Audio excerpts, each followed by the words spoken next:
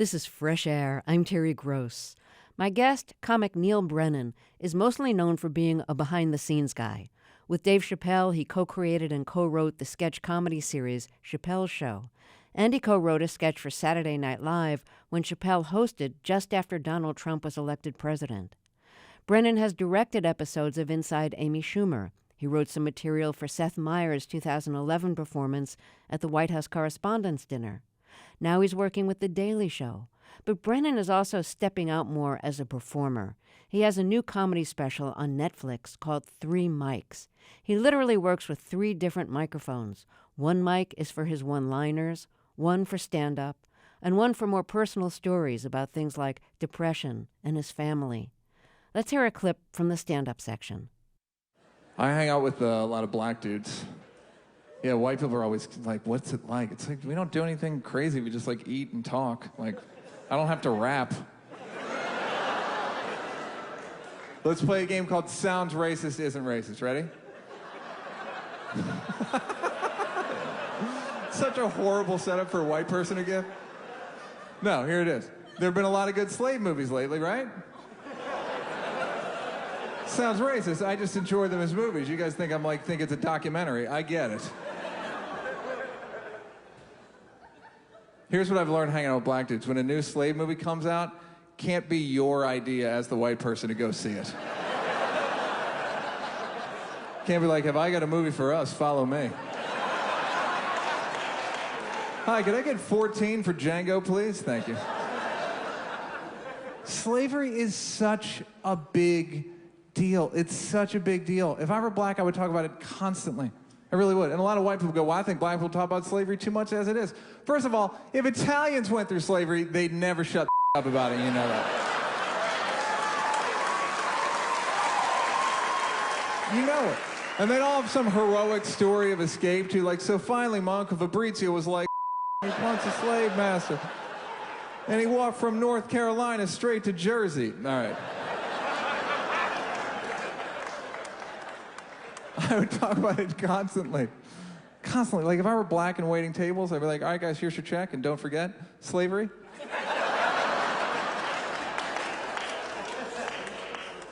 If a cop stopped me, he's like, you know why I pulled you over? I'd be like, to apologize for slavery.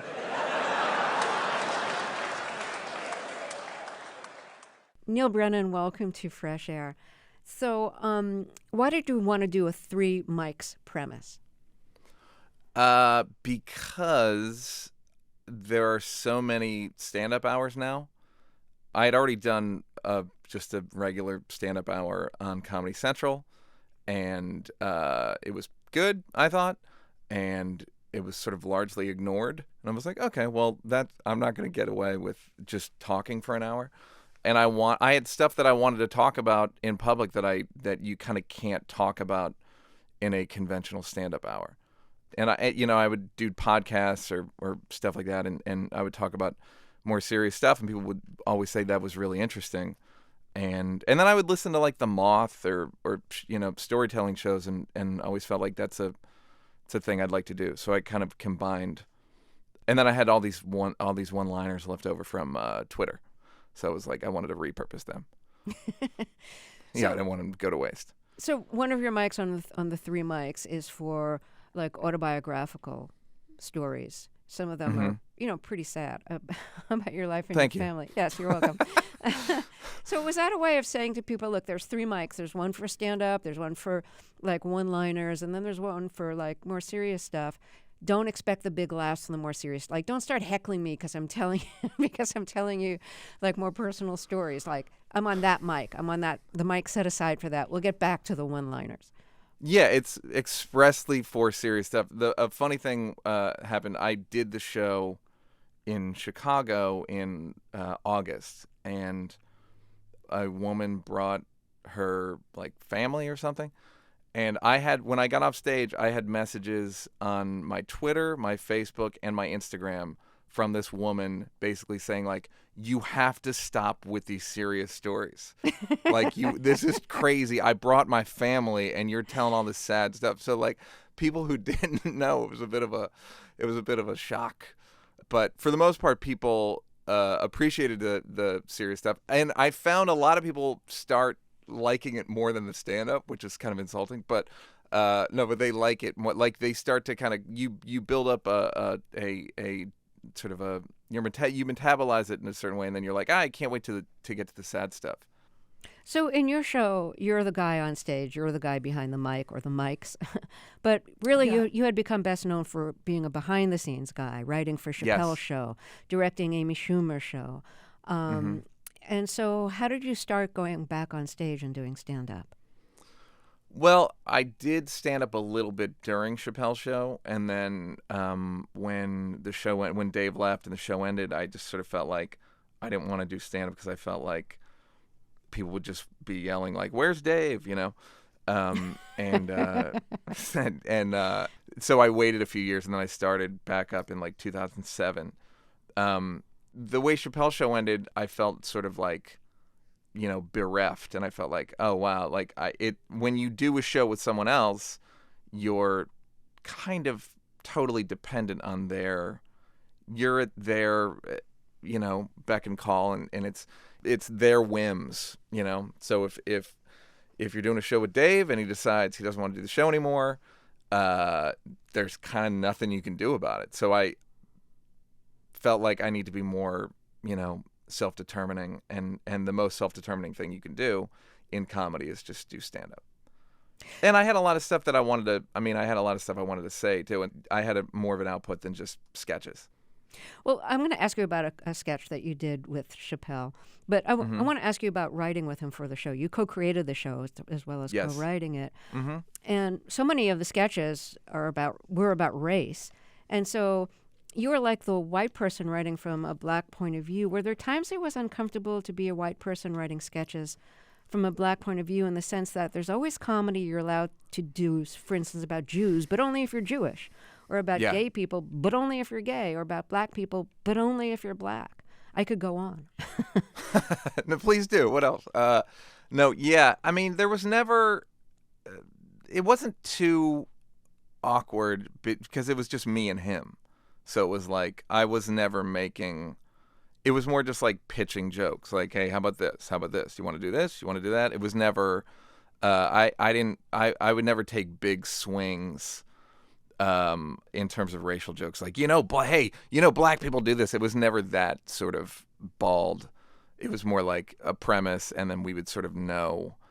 And a lot of what we did was make fun of white people's perception of black people. So I think in some ways I was a benefit that I could sort of not explain, like, white people see this, but there were certain things that like that I could maybe express, not like Dave wouldn't know, but I could maybe verify. So it was never too awkward. Can you think of an example of that? I'm thinking, the ones I'm thinking of are so broad, and they're not even good jokes. Like, I'm thinking of one, and I don't like to, we had a deal where we wouldn't say who wrote what, but there's some jokes that are just like, who cares? We did a racial draft sketch when Tiger Woods gets drafted. You have to explain the premise. Oh, right. Yeah. Okay. So we did a racial draft where different racial groups draft people that are sort of in between. So Tiger Woods is half Asian and half black. So basically he gets adopted by black people. He gets drafted by black people, and now he's officially black. And we did a bunch of them, like the Wu-Tang Clan got drafted by Asians, a bunch of things like that. I think Colin Powell got drafted by white people. Yes, I think. only if they took Condoleezza Rice too. That's correct. So anyway, so I was like, Dave was like, hey, I need, what should I say as Tiger Woods? And I was like, I don't know, goodbye fried rice, hello fried chicken. It's like, and it's a decent joke, but it's not anything I'm especially proud of, but it got the job done. It was like a Band-Aid line. So you were actually on Chappelle's show in a position that a lot of black people are in, which is being the minority person. Yeah. You were the white person working with Chappelle and with a largely black cast, and hanging out with a lot of fellow comics who were largely African American. And I should mention here, your podcast Champs only has on comics of color. Yes, for the most part, yeah. And a few we had like it wasn't all black people, but we had a no white people policy. So I've asked a lot of African Americans over the years what it's like to be like the black person who's like integrating the school, or the only black person in their class, or the only black person on the job, or the only black writer on the show. So let me ask you the reverse question. What was it like being like the white guy? It was very hard. No, it was great. Like there was more no stories of oppression. Yeah. It was never. There's such a thing as being a minority but not being oppressed, and I think this was. I was a minority with power. I guess I was a minority, but I was still the number 2 guy, so I never felt like. I never felt oppressed. I think my whole goal was just to do right by Dave because I was thankful for the opportunity, and to do right by black people at large, I think, vis-a-vis Dave. So you also got to be the man directing Amy Schumer's show, because you directed, what, like 10 episodes? Yeah, the first season.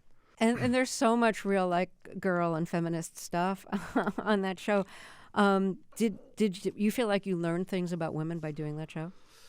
Well, yeah, the thing that I always say about Schumer show is that the way that the Chappelle show was about the horror of being a black man, Schumer show was about the horror of being a woman. The day-to-day inconvenience, it's like, what's it like to have a world-class intellect in a world where you're treated like a third-class citizen? And that applies to Amy and Dave. It's like, Dave's smarter than everyone he talks to, and yet has to, and it is routinely spoken down to by merit of being black. Maybe less so now that he's famous, but as it was, before he was famous, it was always this ongoing condescension, which I think women have to deal with on an hourly basis as well. And Amy being a great example of that. And maybe because she's famous now, there's less talking down to, but there's still a ton of it in both their cases. All right. Let's take a short break and then we'll talk some more. If you're just joining us, my guest is Neal Brennan. He's a comic writer and director. He has a new Netflix comedy special that's called 3 Mics. That's as in microphone. And he was the co-creator of Chappelle Show. He directed a bunch of episodes of Amy Schumer's show. He's written for Saturday Night Live. We'll be right back.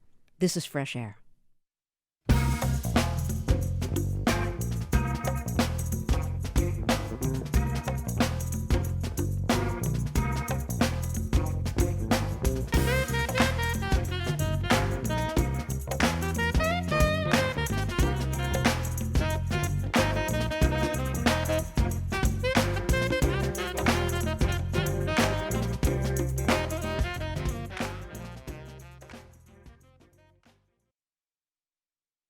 This is Fresh Air, and if you're just joining us, my guest is comic, writer, and director Neal Brennan, and he has a new Netflix comedy special called 3 Mics. Mics as in microphones. 1 mic is for one-liners, 1 mic is for stand-up, and 1 mic is for his autobiographical monologues, which include stories about depression and his family.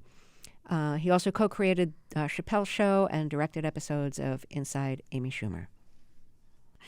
Let's get back to 3 Mics. You talk about depression in your show. At what age did you become aware that other people weren't feeling what you were feeling, that you were sadder than other people? You had a problem most people did not. It's a good question. When I was a kid, I used to cry every day. Like when I was 7 through 11 or 6 through 11, to the point where my brothers and sisters would there was an ongoing joke where they would make me cry to keep my streak alive of crying every day. Pretty great. So I think that's probably an indicator. It never occurred to me this is clinical depression. And I don't even know if it was. I maybe just was a sensitive little kid. But I think probably once I was an adult and you sort of realize oh, this isn't just an attitude. This is actual, there may be something clinically happening here. And I think I started taking medication when I was 24. You describe depression as being like a virus that attacks your brain with negative thoughts. And you also say, to say I had low self-esteem isn't true. I had no self-esteem. So it must be hard to decide to get on stage when you feel like you have no self-esteem. Yeah, it is hard, but it's also like a Hail Mary.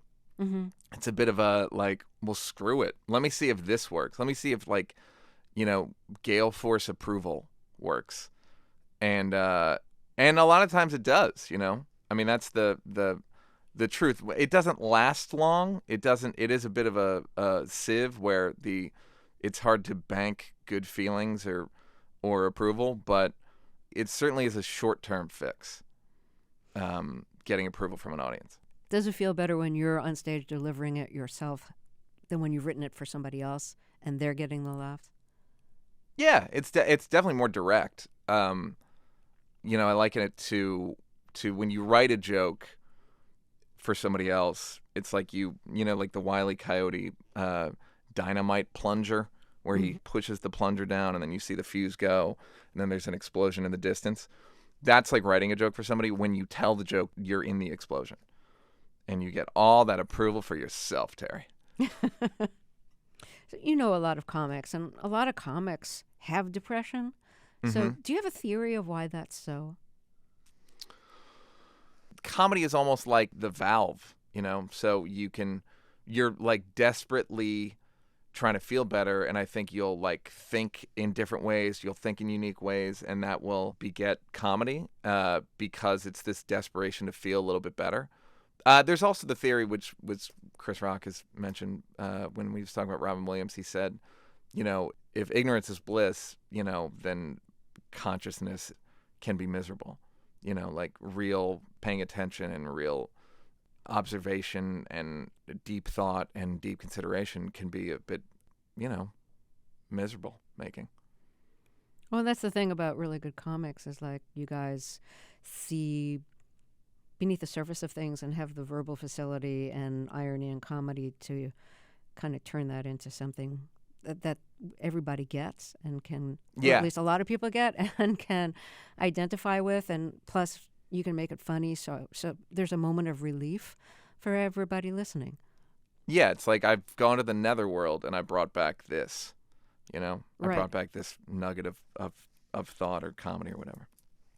So you're the youngest of 10 siblings, and you talk about this in your show, Three Mics. Your father was abusive, he was violent, he was an alcoholic. What kind of drunk was he? He wasn't like a 10 drink guy. He was a 3 drink guy every day, and they would sort of give him and then he would feel deputized to kind of rage or be vitriolic. I think it gave him the confidence to sort of let out his true self, which was kind of nasty and competitive and petty. I think that's more. It was never like fall down, stumbling, slurring drunk.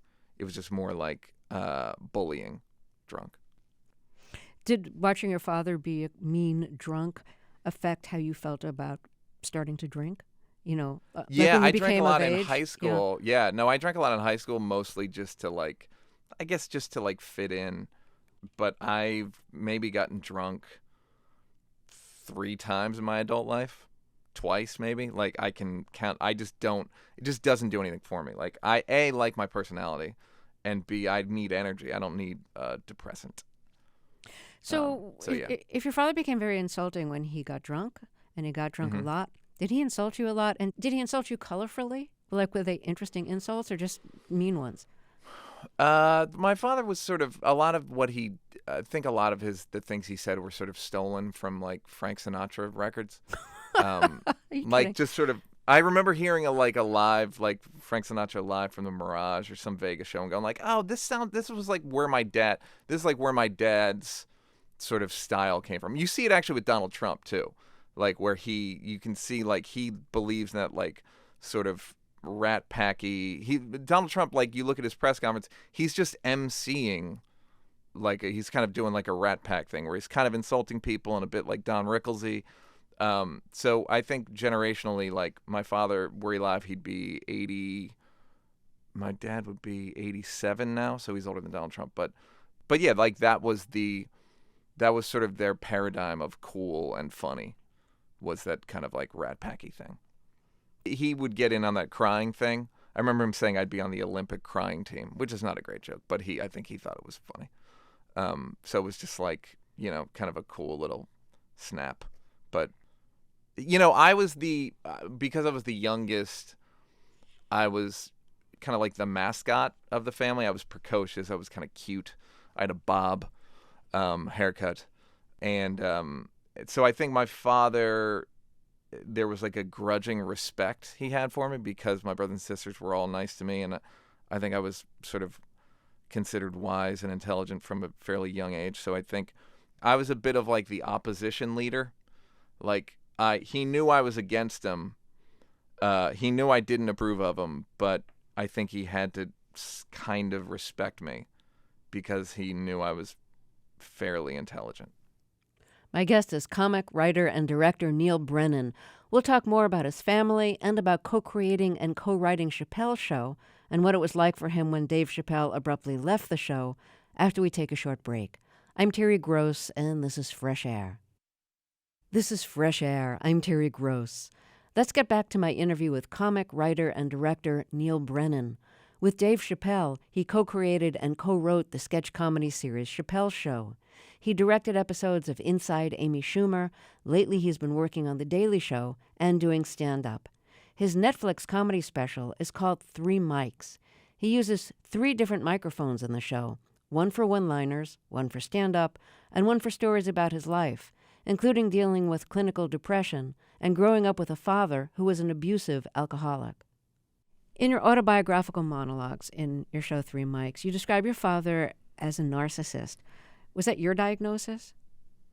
No, that was a doctor's diagnosis. In true narcissistic fashion, when my father was diagnosed as a narcissist, he called us all up individually to tell us.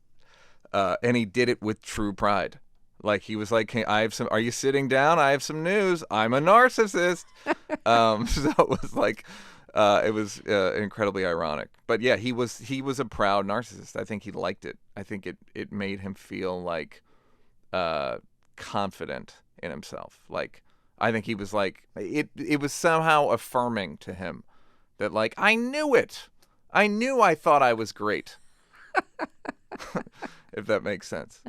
So what does it mean in the official lexicon of psychiatry that you're a narcissist, when you're a narcissist? I think my understanding is no empathy. Mm-hmm. And every single thing is about how it affects you. And every single situation is about you. Okay, so your father was the father of 10 children, you being Yes. the youngest. 10 people who were not him. Yes, go ahead. Yeah, that must be a challenge. Like, you're supposed to have empathy with your children. You're supposed to really care about them, even put them before you many times. Yeah. So it sounds like your father would not. That's be what I've heard, yes. Sounds like your father was not doing that when he was raising you. Yeah, he was not an empathetic guy, and he didn't want to have kids. I think ultimately, like, he just didn't want to have kids. I think that's another thing that you weren't even allowed to really admit or acknowledge or live a life based on. Like, you couldn't say, I don't want kids, I don't think. Like, I think most of my mother and father's life was just like, what's everybody else doing? I guess that's what we have to do. I think my mother was happy to do it. I think my mom loved having 10 kids, but I think my dad hated it. Really, I really think he just didn't like it, and he was kind of stuck, which is it. That's how he behaved. How did that leave you feeling about having children yourself? Well, Terry, I don't have any, so I think it's pretty clear how it left me feeling. My brother Kevin used to do a joke where he said, like, yeah, I'm from a big family. I know how that ends. Like, he didn't want to have kids. He now has 2 kids, but yeah, like, it's not, I don't know. I'm not curious. I'm not, it wasn't, yeah, I don't know. I think it's the same way alcohol affected me. I think I had a similar response to children. Even though I was the youngest, so I can't say like, oh, it was awful, and it was fun in a lot of ways. But I never had like I never got to see like a baby grow up or anything like that. So, but it's never occurred to me to have children or to want children. In your show, you talk about how you say to your father when he was sick, before he died, you say to him, I feel like you didn't love us, your children. And your father thinks about it and says, yeah, I didn't. What do you do with that? What do you do with your father actually telling you that what you suspected is true, that he didn't really love his children? It felt good because it was clarifying. It was like finding the solution to the mystery. Everyone would always say, I would say, like, I don't think my dad loves me. And people go like, of course your dad loves you. He's your dad. Of course he does. And I'd be like, no, I'm pretty sure he doesn't. And so for him to say, like, I didn't love you guys was liberating, because I was like, okay, great, I'm not crazy. Because you always feel like you're crazy when you have a parent like that. And what I've found from talking about it in the show is there's a lot of that going around, that where people don't feel loved by their parents, and they're like, it's not just not feeling it, it's you don't feel it because it's not there. It's a line I forgot to do in the show, which is like, I said, like, love's like elemental, like it's it's like wind or heat or something, where you can just feel it, like you can feel when someone loves you. And that's a thing, a feeling I just never got from my father. And people have been super grateful that I just said it in public, because a lot of people feel that way, and no one ever really says it. So it was, while it was painful, it was way more illuminating than it was painful. So when your father told you, yeah, I didn't love you, was that like past tense? Like, I didn't love you then, I wasn't really prepared to be the father of 10, but now I really appreciate you and love you? No, Terry, there was no addendum. It was a full sentence.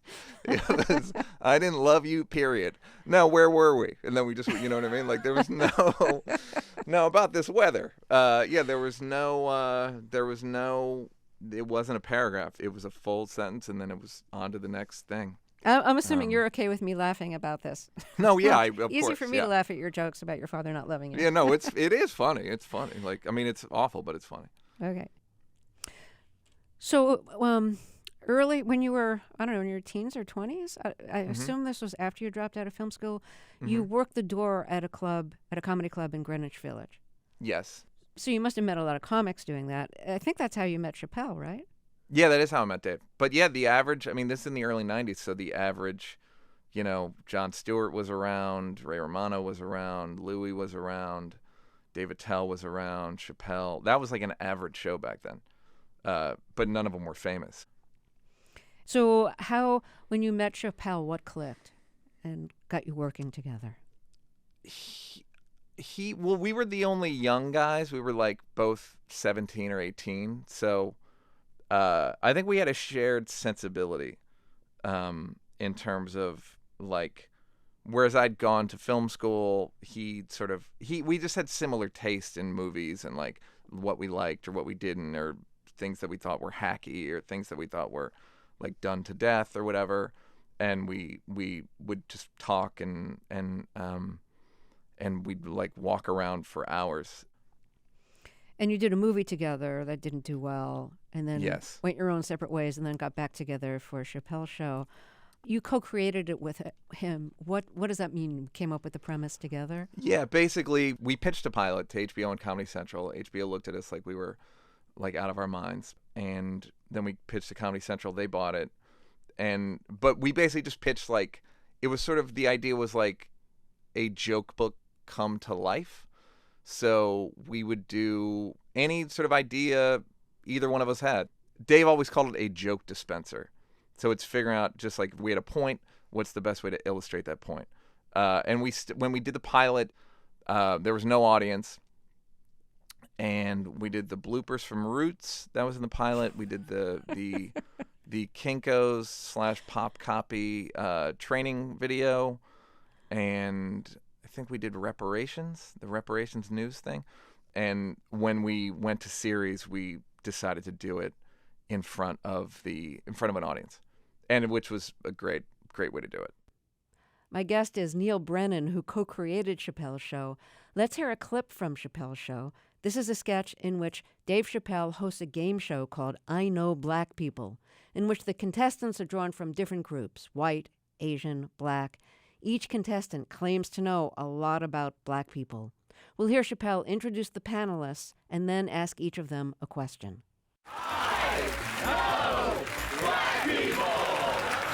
Welcome to the show, I Know Black People. We take contestants who claim to know black people and put their knowledge of African American culture to the test. The contestant who answers the most questions, of course, wins our grand prize. Let's bring them out one at a time now. Our first contestant is a professor of African American Studies and History at Fordham University, the New York City police officer, is a writer for such black television shows as The Chris Rock Show and Chappelle's Show. Okay, our next contestant works in a Korean grocery store, is a DJ, and claims to have many black friends. A social worker in Wilmington, Delaware. A barber in Brooklyn who claims that 100% of his clients are black. Let's play the game. How can black people rise up and overcome? How can they rise up and overcome? Well, can they overcome? No. That is correct.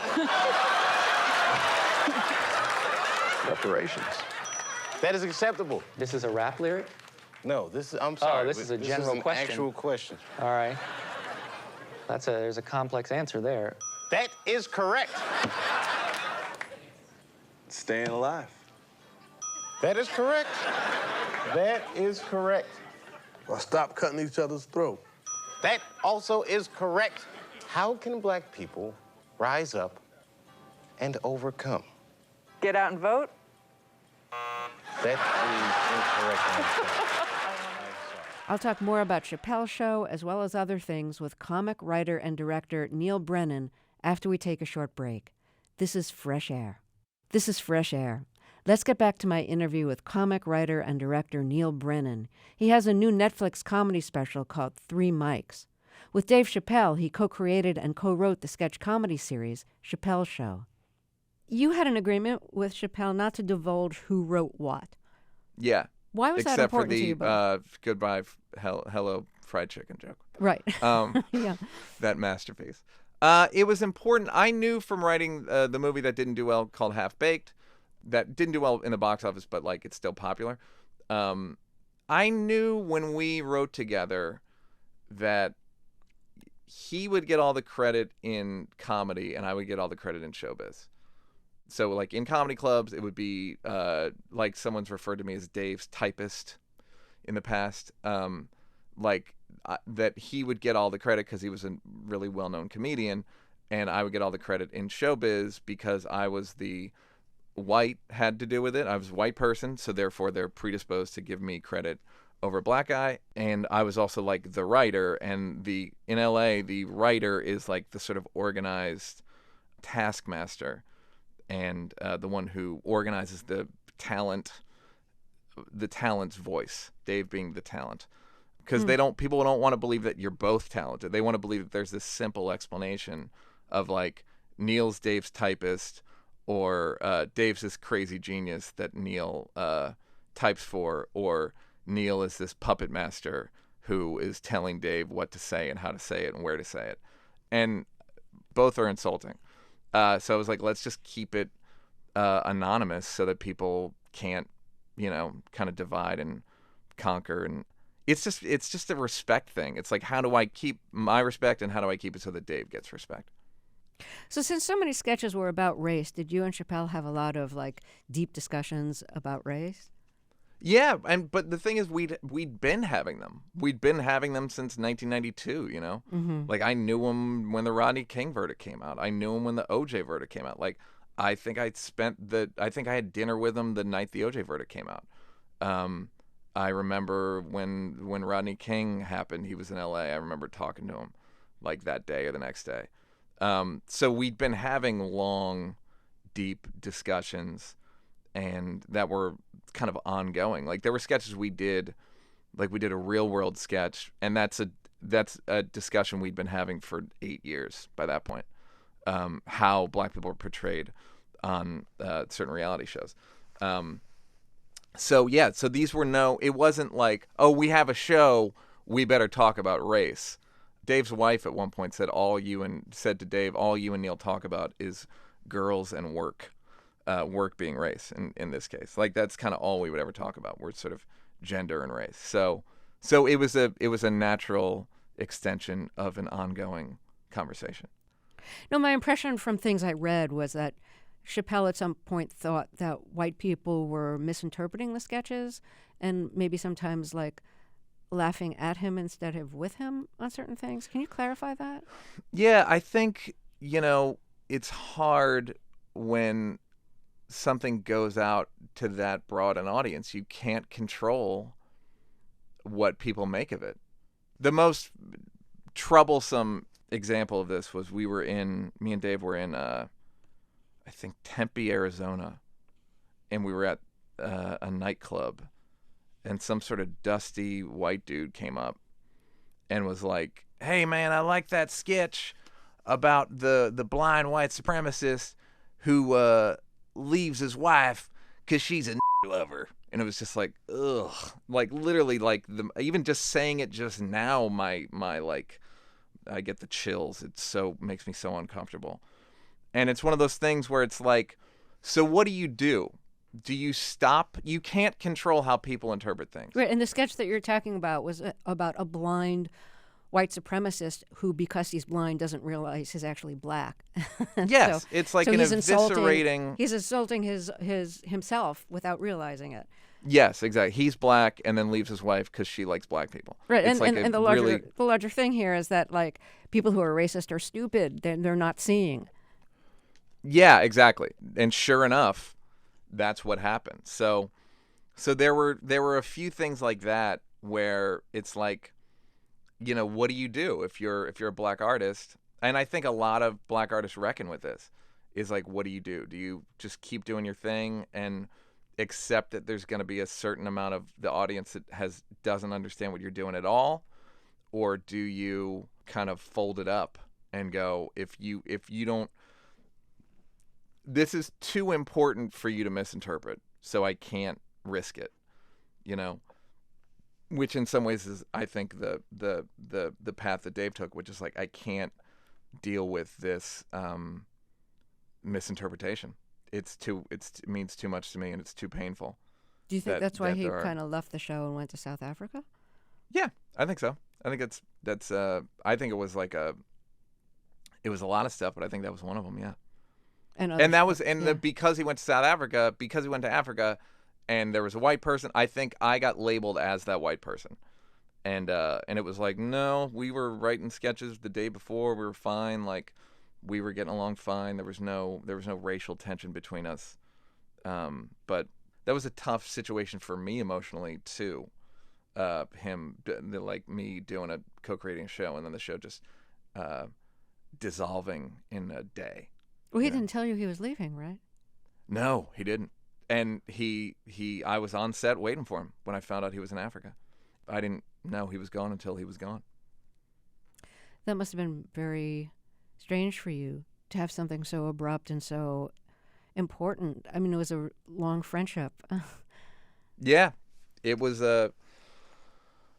painful on a lot of levels. It was painful in that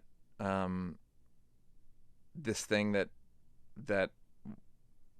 I made with him was now, I knew when he was gone that the show was over. It wasn't like, oh, he'll come back. Then I just knew, like, okay, that's like, I know what that means.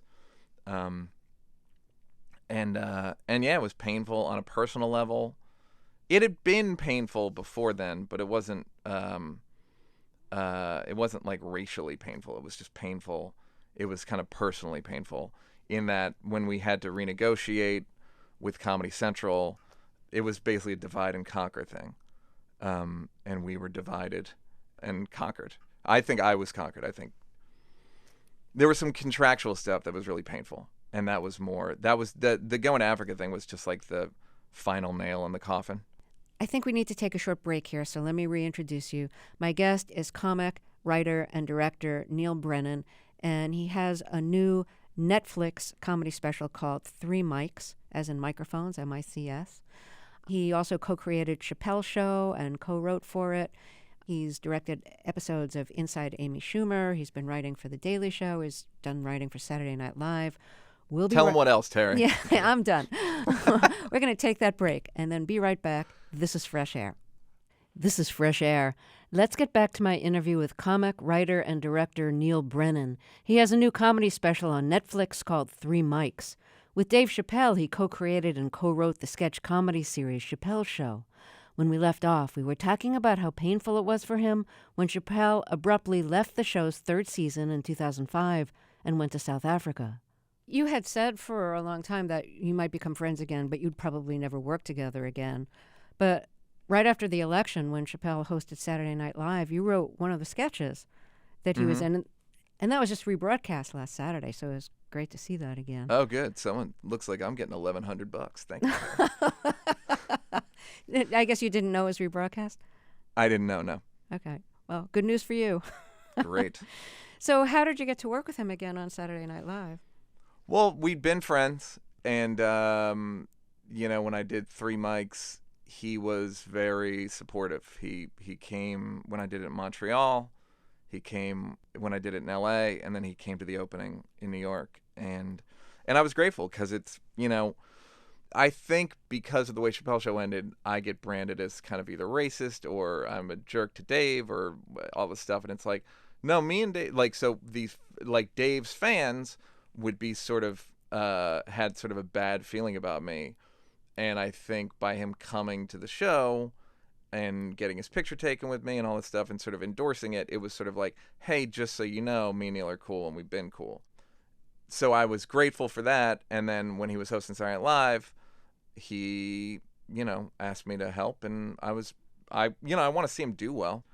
And the way that sketch came about was, it was the week of the election. So on Wednesday, I came in to write a sketch with Colin Jost, and we wrote at noon. We wrote the election night sketch that Chris Rock ended up being in, and it turned out to be a good sketch. This is the sketch where everybody's watching TV on election night, and they're rooting for Hillary, and she's losing state by state. And they keep thinking, well, if she just wins Pennsylvania, all she has to do is win Ohio. And yeah, which was kind of what we were all doing. Yeah. Yeah, which was, I literally said the line, because me and Jost were on some kind of conference call at 5:30 on Tuesday of Election Day.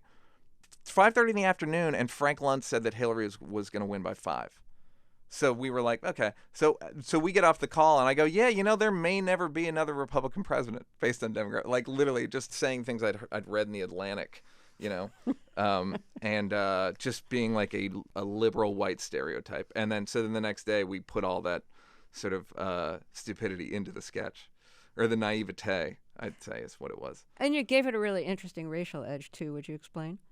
Oh yeah, well that actually came from Dave. So in the first draft that we read at read through that me and Jost wrote that afternoon, it was kind of Dave just being kind of playing devil's advocate. Like, really? That's your worst case scenario? Just sort of like, and then he, after read through, Dave was like, just make it a little bit blacker.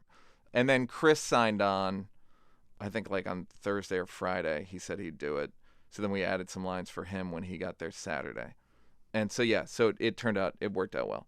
And the kind of bottom line of the sketch, in a way, is if you think that Donald Trump winning and Hillary losing is the worst thing that's ever happened to this country. Yeah, no, this is the most shameful. Let's remember slavery for a moment. There's a few slavery references, where there's a thing where Dave says, I remember my grandfather telling me that he was a slave. Yeah, sort of reminding white people, no, this is there's this thing of this isn't America. It's I don't know. I think this is America. We counted the votes, and this is America. Does it feel good to have Chappelle back in your life? Yeah, that's the thing of Dave's a really funny dude, and so it's fun to have. Yeah, it's fun to have a really funny, not only is he just hey, my friend is funny. My friend is one of the funniest dudes ever. So it's really fun to have that. It's fun to have him in my life. And again, I've known him so long that there's references or allusions or things we can talk about that I've known for 25 years and like real friends. So yeah, it's nice to. It's also fun. It's nice for other people. People are always glad when they see us together. Because it like represents something to people. Like, what do you think it represents? I think it represents. This is pretty broad, but I think it represents white and black unity for some people. I swear to God, I know that sounds crazy. And I think it represents like it's like a band that people like to see them together. I remember like probably a year ago, Dave was showing me and Chris Rock something. So me and Dave were I picked him up and we drove over, and Rock was waiting for us, and Rock saw us together, and he goes, "Man, this is like seeing Outkast together." So I think it's like this broken up band that we kind of come back together. Well, Neal Brennan, thank you so much for talking with us. I really Terry, enjoyed it. like I said, couldn't be a bigger fan. This is like a dream come true. So I really, really appreciate you having me on. Neal Brennan's new Netflix comedy special is called 3 Mics. That's M-I-C-S, as in microphones. Fresh Air's executive producer is Danny Miller. Our technical director and engineer is Audrey Bentham. Our associate producer for online media is Molly C.V. Nesper. Roberta Shorrock directs the show. I'm Terry Gross.